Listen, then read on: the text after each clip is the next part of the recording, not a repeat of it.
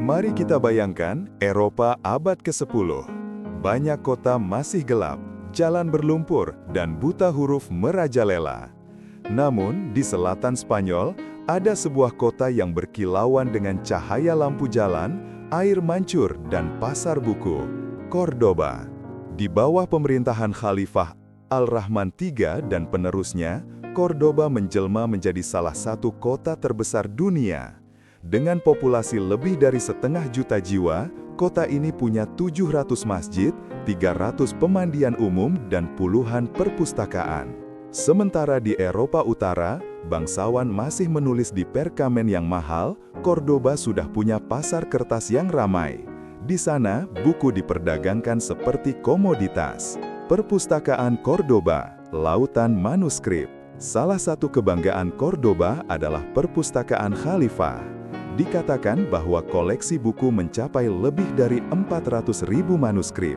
Angka yang luar biasa, mengingat di saat yang sama, perpustakaan terbesar di Eropa hanya memiliki beberapa ribu. Perpustakaan ini tidak hanya menyimpan karya Muslim, tetapi juga manuskrip Yunani, Latin, dan Ibrani yang diterjemahkan ke bahasa Arab.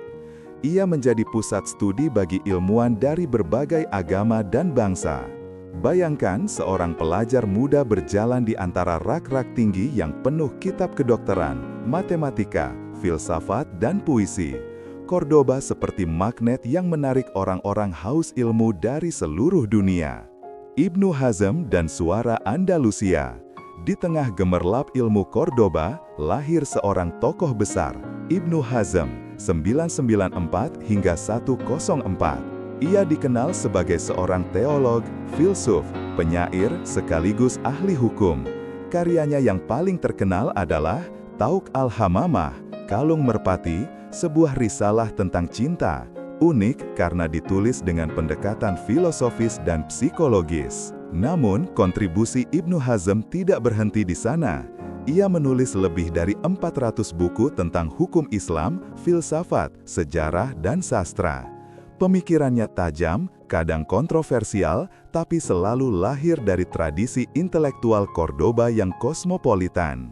Ibnu Hazm membuktikan bahwa Andalusia bukan hanya tempat pertukaran ilmu, tapi juga tempat lahirnya ide-ide orisinal yang mengguncang. Toleransi intelektual Andalusia. Salah satu hal yang membuat Cordoba istimewa adalah atmosfer toleransinya. Muslim, Yahudi, dan Kristen hidup berdampingan. Mereka berdagang, belajar, dan menulis bersama. Orang Yahudi seperti Hasdai ibnu Shaprut menjadi penasihat khalifah.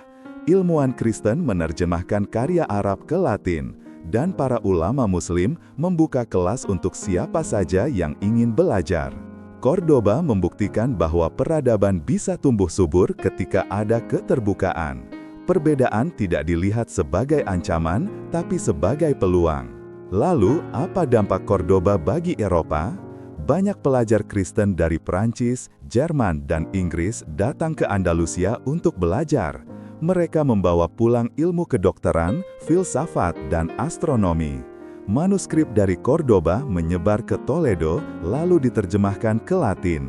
Tanpa Cordoba, Eropa mungkin tidak akan pernah mengenal karya Ibnu Sina, Ibnu Rushd, atau Al-Zahrawi. Kota ini adalah pintu gerbang Renaissance. Kejatuhan yang tragis. Namun, kejayaan Cordoba tidak abadi. Setelah abad ke-11, perpecahan politik membuat kota ini melemah. Perang saudara dan serangan dari kerajaan Kristen Utara meruntuhkan kekhalifahan. Perpustakaan besar hancur, banyak manuskrip hilang atau dibakar. Ibnu Hazm sendiri mengalami masa sulit, diasingkan, dan banyak karyanya ikut dimusnahkan. Namun, benih yang sudah ditanam di Cordoba tidak hilang. Ia sudah menyebar ke seluruh Eropa, menjadi bahan bakar intelektual yang melahirkan Renaissance. Akhir kisah, kisah Cordoba dan Ibnu Hazm memberi kita pelajaran penting, bahwa kota bisa menjadi pusat peradaban bukan hanya kekayaan, tapi karena investasi pada ilmu. Selain itu, kita bisa belajar toleransi adalah syarat lahirnya inovasi. Cordoba membuktikan dialog antar agama dan antar budaya melahirkan pemikiran besar. Walaupun demikian, meski Cordoba runtuh, warisannya tetap hidup di universitas Eropa dan bahkan sampai ke dunia modern. Cordoba adalah simbol bahwa di tengah kegelapan Eropa abad pertengahan, ada satu kota muslim yang bersinar terang, menjadi mercusuar pengetahuan.